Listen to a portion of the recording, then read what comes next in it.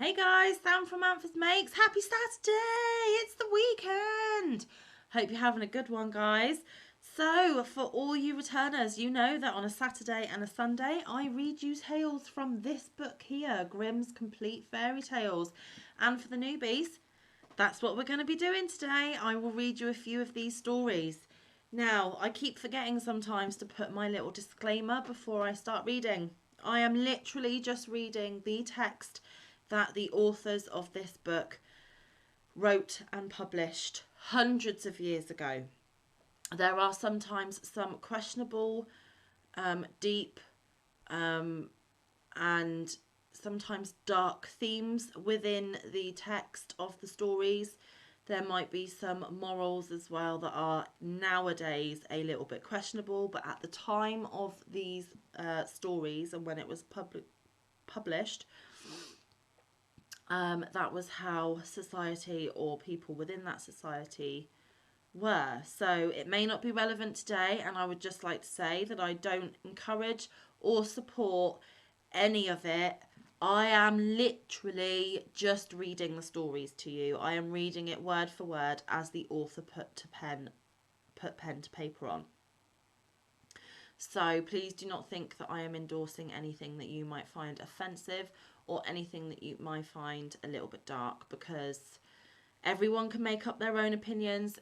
Everyone can decide whether they agree or disagree. For me, I am just reading you interesting stories from a long, long time ago in my UK English accent, hoping that you enjoy story time with me. So that is literally it, guys. So shall we crack on and start reading? So we start on story 31, which is called The Girl Without Hands. A certain miller had little by little fallen into poverty, and had nothing left but his mill and a large apple tree behind it. Once, when he had gone into the forest to fetch wood, an old man stepped up to him whom he had never seen before, and said, "Why do you plague yourself with cutting wood? I will make you rich, if you will promise me what is standing behind your mill." "What can that be but my apple tree?" thought the miller, and said, "Yes," and gave a written promise to the stranger. He, however, laughed mockingly and said, "When 3 years have passed, I will come and carry away what belongs to me." And then he went. When the miller got home, his wife came to meet him and said, "Tell me, miller, from where comes this sudden wealth into our house? All at once every box and chest was filled, no one brought it in, and I know not how it happened." He answered, "It comes from a stranger who met me in the forest and promised me great treasure. I, in return, have promised him what stands behind the mill. We can very well give him the big apple tree for it." "Ah, husband," said the terrified wife, "that must have been the devil. He did not mean the apple tree, but our daughter, who was standing behind the mill sweeping the yard." The miller's daughter was a beautiful, God-fearing girl, and lived through the 3 years in piety and without sin. When therefore the time was over, and the day came when the evil one was to fetch her, she washed herself clean and made a circle round herself with chalk. The devil appeared quite early, but he could not come near her. Angrily he said to the miller, "Take all water away from her, that she may no longer be able to wash herself, for otherwise I have no power over her." The miller was afraid and did so. The next morning the devil came again, but she had wept on her hands, and they were quite clean. Again he could not go near her, and furiously said to the miller, "Cut her hands off, or else I cannot get the better of her." The miller was shocked and answered, "How could I cut off my own child's hands?" Then the evil one threatened him and said, "If you do not do it, you are mine, and I will take you yourself." The father became alarmed and promised to obey him. So he went to the girl and said, "My child, if I do not cut off both your hands, the devil will carry me away, and in my terror I have promised to do it. Help me in my need, and forgive me the harm I do you." She replied, "Dear father, do with me what you will. I am your child." Thereupon she laid down both her hands and let them be cut off. The devil came for the third time, but she had wept so long and so much on the stumps that after all they were quite clean. Then he had to give in, and had lost all right over her. The miller said to her, "Because of you I have received such great wealth that I will keep you most delicately as long as you live." But she replied, "Here I cannot stay. I will go forth. Compassionate people will give me as much as I require." Thereupon she had her maimed arms bound to her back, and by sunrise she set out on her way and walked the whole day until night fell. Then she came to a royal garden, and by the shimmering of the moon she saw that trees covered with beautiful fruits grew in it, but she could not enter, for there was much water round about it. And as she had walked the whole day and not eaten one mouthful, and hunger tormented her, she thought, "Ah, if I were but inside, then I might eat the fruit, else I must die of hunger." Then she knelt down, called on God the Lord, and prayed. And suddenly an angel came towards her, who made a dam in the water, so that the moat became dry and she could walk through it. And now she went into the garden, and the angel went with her. She saw a tree covered with beautiful pears, but they were all counted. Then she went to them, and to still her hunger ate one with her mouth from the tree, but no more. The gardener was watching, but as the angel was standing by, he was afraid and thought the maiden was a spirit, and was silent. Neither did he dare to cry out or to speak to the spirit. When she had eaten the pear, she was satisfied, and went and concealed herself among the bushes. The king to whom the garden belonged came down to it next morning, and counted and saw that one of the pears was missing, and asked the gardener what had become of it, as it was not lying beneath the tree, but was gone. Then answered the gardener, "Last night a spirit came in, who had no hands, and ate off one of the pears with its mouth." The king said, "How did the spirit get over the water, and where did it go after it had eaten the pear?" The gardener answered, "Someone from heaven came in a snow-white garment and made a dam, and kept back the water, that the spirit might walk through the moat. And as it must have been an angel, I was afraid and asked no questions, and did not cry out. When the spirit had eaten the pear, it went back again." The king said, "If it is as you say, I will watch with you tonight." When it grew dark, the king came into the garden and brought a priest with him, who was to speak to the spirit. All three seated themselves beneath the tree and watched. At midnight the maiden came creeping out of the thicket, went to the tree, and again ate one pear off it with her mouth, and beside her stood the angel in white garments. Then the priest went out to them and said, "Come you from heaven or from earth? Are you a spirit or a human being?" She replied, "I am no spirit, but an unhappy mortal, deserted by all but God." The king said, "Though you are forsaken by all the world, I will not forsake you." He took her with him into his royal palace, and as she was so beautiful and good, he loved her with all his heart, had silver hands made for her, and took her for his wife. After a year, the king had to go to war, so he placed his young queen in the care of his mother, and said, "If she is brought to bed, take care of her, nurse her well, and tell me of it at once in a letter." Then she gave birth to a fine boy. So the old mother made haste to write and announce the joyful news to him. But the messenger rested by a brook on the way, and as he was fatigued by the great distance, he fell asleep. Then came the devil, who was always seeking to injure the good queen, and exchanged the letter for another, in which was written that the queen had brought a monster into the world. When the king read the letter, he was shocked and much troubled, but he wrote in answer that they were to take great care of the queen and nurse her well until his arrival. The messenger went back with the letter, but rested at the same place and again fell asleep. Then came the devil once more and put a different letter in his pocket, in which it was written that they were to put the queen and her child to death. The old mother was terribly shocked when she received the letter, and could not believe it. She wrote back again to the king, but received no other answer, because each time the devil substituted a false letter, and in the last letter it was also written that she was to preserve the queen's tongue and eyes as a token that she had obeyed. But the old mother wept to think such innocent blood was to be shed, and had a doe brought by night, and cut out her tongue and eyes, and kept them. Then said she to the queen, "I cannot have you killed as the king commands, but here you may stay no longer. Go forth into the wide world with your child, and never come here again." The poor woman tied her child on her back and went away with eyes full of tears. She came into a great wild forest, and then she fell on her knees and prayed to God, and the angel of the Lord appeared to her and led her to a little house on which was a sign with the words, "Here all dwell free." A snow-white maiden came out of the little house and said, "Welcome, Lady Queen," and led her inside. Then they unbound the little boy from her back and held him to her breast that he might feed, and laid him in a beautifully made little bed. Then said the poor woman, "How do you know that I was a queen?"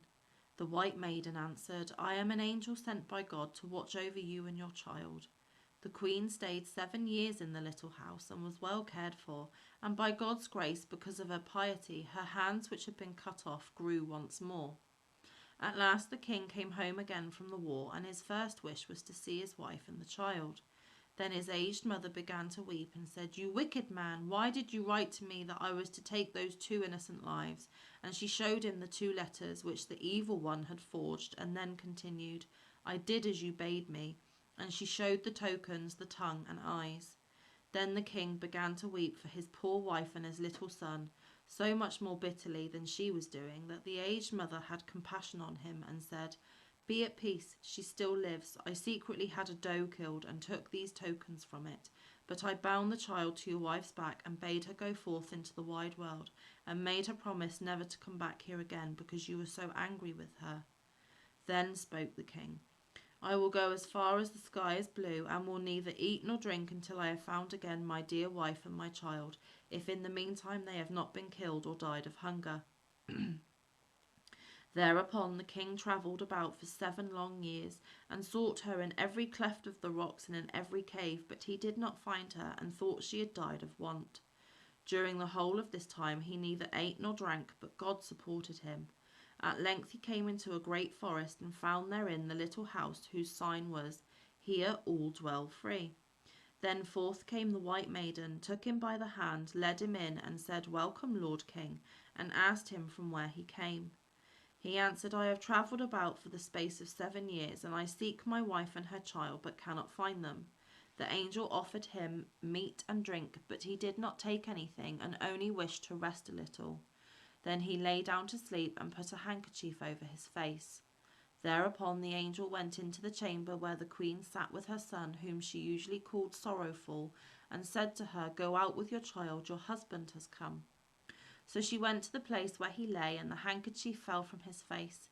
Then said she, "Sorrowful, pick up your father's handkerchief and cover his face again." The child picked it up and put it over his face again. The king in his sleep heard what passed, and had pleasure in letting the handkerchief fall once more. But the child grew impatient and said, "Dear mother, how can I cover my father's face when I have no father in this world? I have learnt to say the prayer, 'Our Father which art in heaven.' You have told me that my father was in heaven and was the good God, and how can I recognize a wild man like this? He is not my father." When the king heard that, he got up and asked who they were. Then said she, "I am your wife, and that is your son Sorrowful."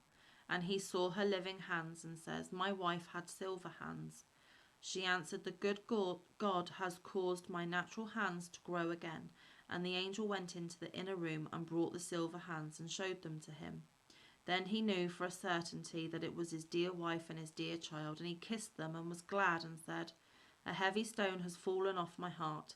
Then the angel of God gave them 1 meal with her, and after that they went home to the king's aged mother. There were great rejoicings everywhere, and the king and queen were married again and lived contentedly to their happy end. There we go, guys. That's the first story. Just looking ahead. Just need a sip of my tea, sorry.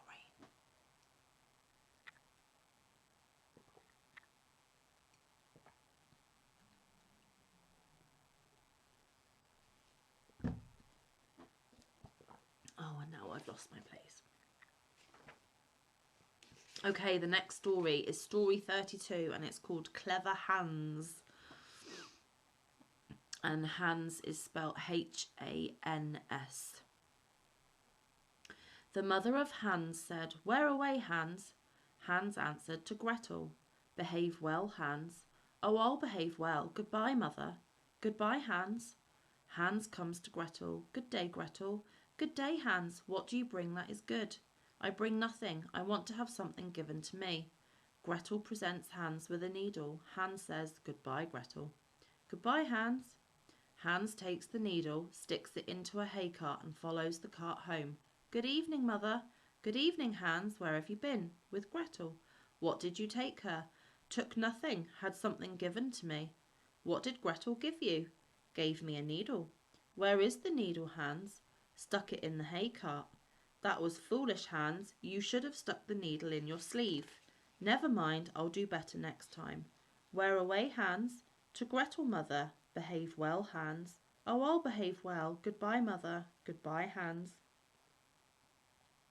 Hans comes to Gretel. Good day, Gretel. Good day, Hans. What do you bring that is good? I bring nothing. I want to have something given to me. Gretel presents Hans with a knife. Goodbye, Gretel. Goodbye, Hans. Hans takes the knife, sticks it in his sleeve and goes home. Good evening, mother. Good evening, Hans. Where have you been? With Gretel. What did you take her? Took her nothing. She gave me something. What did Gretel give you? Gave me a knife. Where is the knife, Hans? Stuck in my sleeve. That's foolish, Hans. You should have put the knife in your pocket. Never mind, you will do better next time. Where away, Hans? To Gretel, mother. Behave well, Hans.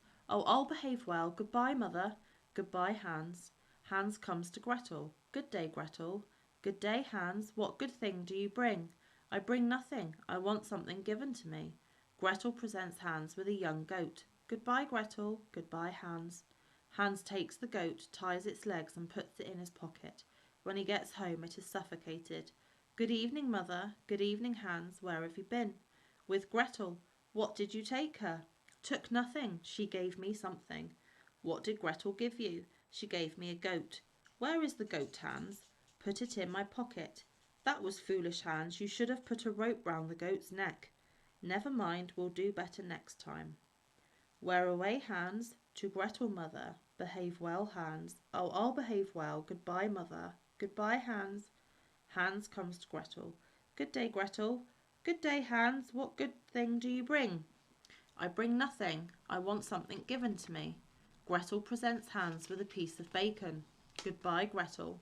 Goodbye, Hans. Hans takes the bacon, ties it to a rope and drags it away behind him. The dogs come and devour the bacon. When he gets home he has the rope in his hands and there is no longer anything hanging to it. Good evening, mother. Good evening, Hans. Where have you been? With Gretel. What did you take her? I took her nothing. She gave me something. What did Gretel give you? Gave me a bit of bacon. Where is the bacon, Hans? I tied it to a rope, brought it home. Dogs took it. That was foolish, Hans. You should have carried the bacon on your head. Never mind, we'll do better next time. Where away, Hans? To Gretel, mother. Behave well, Hans. I'll behave well. Goodbye, mother. Goodbye, Hans. Hans comes to Gretel. Good day, Gretel. Good day, Hans. What good thing do you bring? I bring nothing, but would have something given. Gretel presents Hans with a calf. Goodbye, Gretel. Goodbye, Hans. Hans takes the calf, puts it on his head, and the calf kicks his face. Good evening, mother. Good evening, Hans. Where have you been? With Gretel. What did you take her? I took nothing, but had something given me. What did Gretel give you? A calf. Where is the calf, Hans? I set it on my head, and it kicked my face. That was foolish, Hans. You should have led the calf and put it in the stall. Never mind, we'll do better next time. Where away, Hans? To Gretel, mother. Behave well, Hans. I'll behave well. Goodbye, mother. Goodbye, Hans. Hans comes to Gretel. Good day, Gretel. Good day, Hans. What good thing do you bring? I bring nothing, but would have something given. Gretel says to Hans, I will go with you. Hans takes Gretel, ties her to a rope, leads her to the feed rack and binds her fast. Then Hans goes to his mother. Good evening, mother. Good evening, Hans. Where have you been? With Gretel. What did you take her? I took her nothing. What did Gretel give you? She gave me nothing. She came with me. Where have you left Gretel? I led her by the rope, tied her to the rack, and scattered some grass for her. That was foolish, Hans. You should have cast friendly eyes on her. Never mind, we'll do better. Hans went into the stable, cut out all the calves and sheep's eyes, and threw them in Gretel's face. Then Gretel became angry, tore herself loose, and ran away, and never became the bride of Hans. Okay. Don't know what to make of that one, guys. Okay, so I am going to leave it there for today. Strange story to leave it on. But, you know,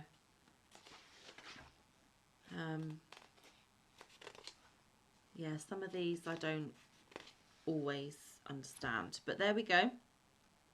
It is included in the book, so I have read it for everyone. So I hope the rest of your Saturday is going to be absolutely wonderful. I hope you get some good crafty time in.